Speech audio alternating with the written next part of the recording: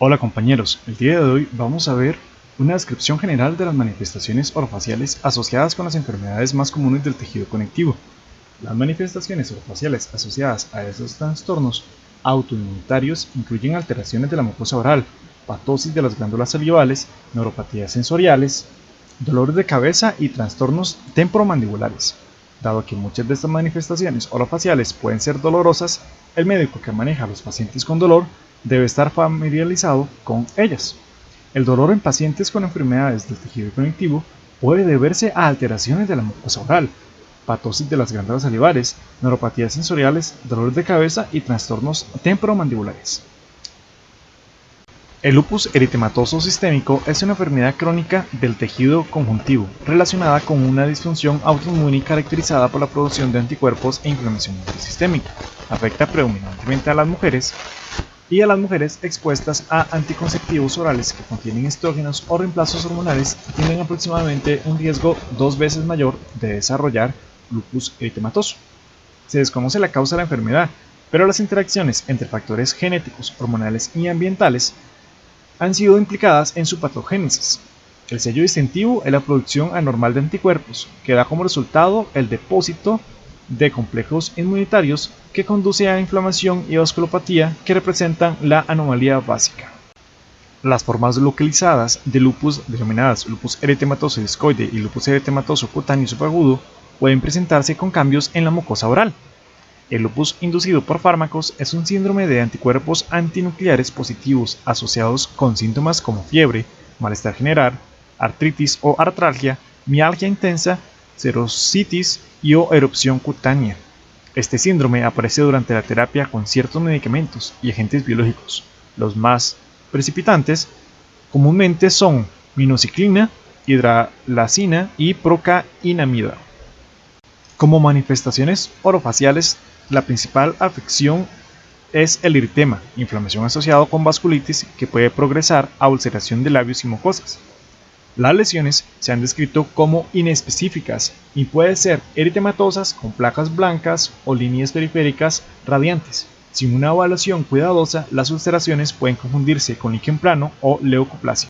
Otros estudios han informado una alta prevalencia de diversas lesiones de la mucosa oral, que incluyen eritema, úlceras, quilitis angular y glositis, además de quejas subjetivas de glosidina, disgeugia, disfagia y serostomía. Estos estudios también informaron una alta tasa de caries dental y periodontitis que concluyeron que la disfunción de las glándulas salivales era un contribuyente importante a estas manifestaciones orales. Se han notificado casos clínicos de neuropatía sensorial del trigémino y se han informado con mayor frecuencia entumecimiento facial, parestesia, disestia y dolor. Sin embargo, también pueden estar afectados otros nervios craneales. La patología de las glándulas salivales debido a hiposalivación y afecciones exclusivas del lupus eritematoso como la necrosis parotidia focal y lupus eritematoso profundo son afecciones de las glándulas salivales que pueden confundirse con el dolor que emana de otras estructuras orofaciales, como la musculatura macetera. La artritis reumatoide es una enfermedad inflamatoria crónica, sistémica, de etiología desconocida. La enfermedad afecta a las superficies articulares de las articulaciones, incluidos los tejidos sinoviales, la cápsula, los tendones y los ligamentos. Factores etiológicos asociados incluyen organismos infecciosos, particularmente virus, predisposición genética y respuesta autoinmune con la producción de mediadores inflamatorios. La enfermedad generalmente afecta las pequeñas articulaciones de las extremidades superiores e inferiores. Tiende a ser bilateral, simétrica y más general en su presentación clínica en comparación con la enfermedad degenerativa de las articulaciones. En un subconjunto de pacientes con artritis, se presentan manifestaciones extraarticulares como pleuritis y pericarditis, neuropatía periférica, sequedad de ojos y boca, escleritis, síndrome de Felty con esplenomegalia, neuropenia e infecciones recurrentes. La manifestación orofacial más común es la afectación de la ATM debido a la inflamación sinovial y la degeneración del tejido conectivo. Aproximadamente el 50% de los pacientes presenta afectación clínica de la ATM y aproximadamente del 50 al 80% de los pacientes tiene evidencia radiográfica de anomalías de la ATM. Los síntomas incluyen dolor bilateral, profundo, sordo, doloroso, exacerbado durante la punción y hallazgos clínicos de sensibilidad e hinchazón en las regiones preauriculares, limitación del rango de movimiento mandibular, rigidez de la ATM al despertar, sonidos de la articulación intracapsular y sensibilidad de los músculos masticatorios y o cervicales. Los pacientes con enfermedad activa de larga duración tienen una mayor incidencia de enfermedad periodontal, que incluye un aumento de la profundidad de las bolsas, afectación de la furca, pérdida de hueso alveolar y pérdida de dientes. La apertura limitada, las limitaciones en la higiene bucal debido a la afectación artrítica de las manos y la hiposalivación contribuyen a las complicaciones periodontales y dentales. No es infrecuente que los pacientes con artritis presenten síndrome de Sjögren secundario, que se quejen de la boca seca y presenten cialodenitis focal y disminución del flujo salival. Esto conduce a múltiples problemas bucales que incluyen dificultad para tragar alimentos y hablar, dolor y ardor bucal, dificultad para funcionar con prótesis orales y aumento de caries. Se ha formado de neuropatía sensitiva trigémino aislada en pacientes con artritis, pero esta manifestación es bastante rara. El síndrome de Sjögren es una enfermedad autoinmune caracterizada por una inflamación crónica de las glándulas exocrinas que afecta principalmente a las glándulas lacrimales y salivales. Los infiltrados linfocíticos autorreactivos reemplazan el epitelio funcional, lo que lleva a una disminución de las secreciones exocrinas con las manifestaciones clínicas de queratoconjuntivitis seca, hiposalivación, xerotraquea y sequedad vaginal. El síndrome se acompaña de un agrandamiento de las glándulas salivales mayores en el 60% de los pacientes. Cuando la enfermedad se presenta sola, se denomina síndrome de Sjögren primaria y se manifiesta clínicamente con la complicación ocular de queratoconjuntivitis seca y disfunción de las glándulas salivales en forma de hiposalivación. Cuando estas manifestaciones ocurren en asociación con otras enfermedades autoinmunes, se denomina síndrome de Sjögren secundario. Se cree que la autoinmunidad se desencadena por factores ambientales que actúan sobre individuos con antecedentes genéticos susceptibles. Otro factor etiológico potencial es una infección secundaria al virus Epstein-Barr, debido a la exposición o a la reacción del virus. El síntoma más común es la xerostomía. Esto suele ir acompañado de una sensación de ardor en la lengua. Glosodina. Los síntomas adicionales informados por los sujetos son dificultad para comer alimentos secos, sensibilidad a los alimentos ácidos y picantes, alteración del gusto, episodios de tos y alteraciones del habla, aumento del riesgo de caries y dificultad con las prótesis orales. Las manifestaciones clínicas identificadas con frecuencia son candidiasis y aumento de la tasa de caries.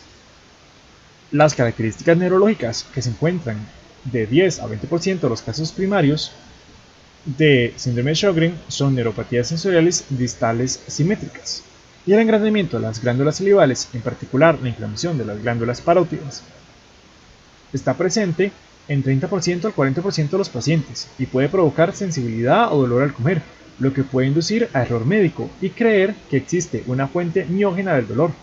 La inflamación de la parótida suele ser bilateral, intermitente e indolora. La esclerosis sistémica es un trastorno multisistémico del tejido conectivo, caracterizado por fibrosis anormal y disfunción resultante de la piel, la vasculatura y los órganos internos.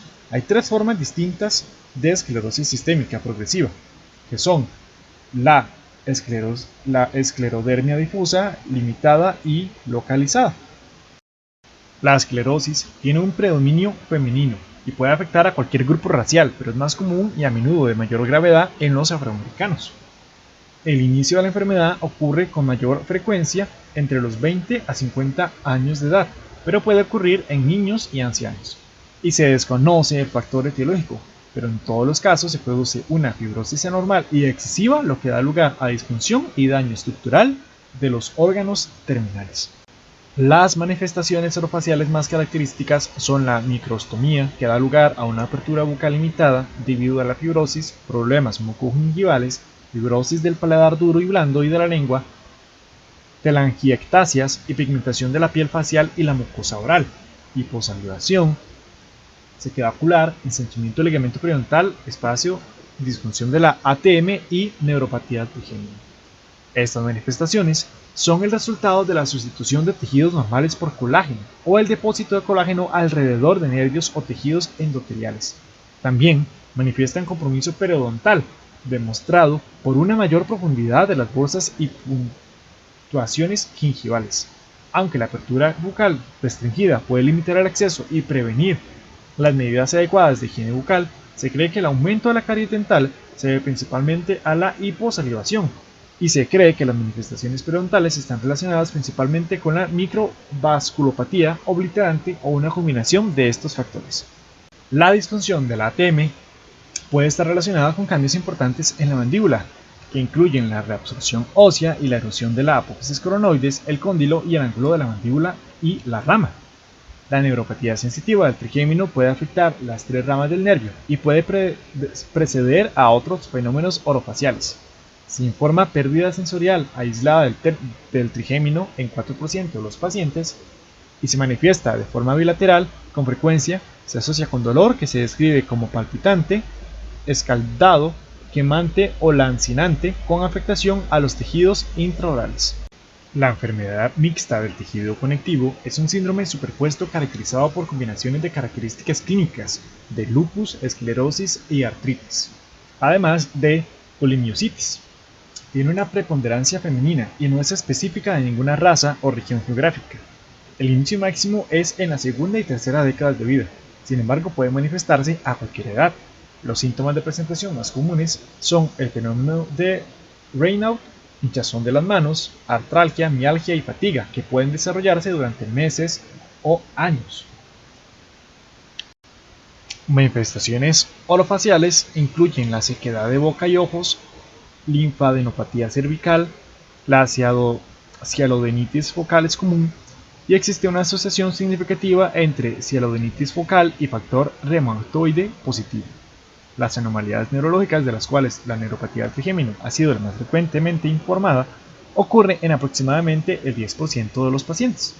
También se ha informado neuropatía del trigémino con síntomas de dolor y entumecimiento, y parece que la cefalea neurovascular de gravedad leve a moderada es una comorbilidad relativamente común en este trastorno. En esta población se ha informado dolor a la palpación de los músculos masticatorios y afectación de la ATM, y a menudo con evidencia de alteraciones radiográficas de la articulación. La cialodenitis puede presentarse como dolor facial en pacientes con enfermedad mixta del tejido conectivo. Además, el cuadro clínico puede complicarse por la presencia de dolor heterotópico, contracción muscular y síntomas autonómicos. La dermatomiositis, de ahora en adelante DM, y la polimiositis, de ahora en adelante PM, son miopatías inflamatorias idiopáticas que tienen criterios diagnósticos comunes relacionados con las anomalías musculares, teniendo la DM el criterio adicional de manifestaciones cutáneas. La DM afecta predominantemente a mujeres, se desconoce la etiología, pero se han implicado interacciones entre marcadores inmunogenéticos, polimorfismos de factor de necrosis tumoral y factores ambientales.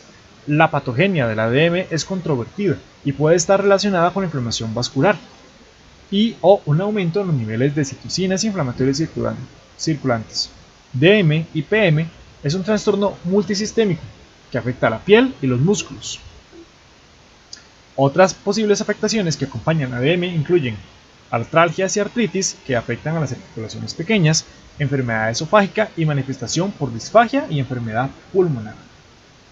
También existe una forma de DM inducida por fármacos, en la cual la hidroxiuria es el medicamento más reconocido al respecto, y otros como los antiinflamatorios no esteroideos, la penicilamina, la isoniazida y la quinidina también se ven parte con este problema. Además, los inhibidores de la coenzima alfa reductasa y los inhibidores del factor de necrosis tumoral también pueden causar o exacerbar la DM. Las manifestaciones orofaciales, la principal es la telangiectasia, edema mucoso y eritema. La calcificación de la mucosa oral se puede observar en la DM y en raras ocasiones la La calcinosis generalizada puede resultar en la obliteración de la cámara pulpar de los dientes. La participación de los músculos de la lengua puede resultar en una lengua inflexible, lo que puede producir dificultades para comer y hablar, y se ha informado de hiposalivación en el 26% de los pacientes. Además, muchos pacientes presentan quilitis angular y estomatitis protésica debido a candidiasis asociada a la hiposalivación. El 35% de los pacientes presentan fibrosis de las glándulas salivales menores, y estos pacientes muestran un aumento en la prevalencia de caries y en los índices de enfermedad periodontal, que nuevamente pueden ser secundarios a la hiposalivación. Se han encontrado también cambios anatómicos en la ATM y reabsorción condilar severa, que resulta en la mordida abierta anterior, y se ha reportado afección artrítica del 28% de los pacientes. Además, se ha informado de desviación mandibular, crepitación y chasquido al abrir la boca y dolor a la palpación entre los músculos pterigoideos laterales. Y se ha sugerido que el debilitamiento de los músculos masticatorios puede ser una manifestación temprana de DM y PM.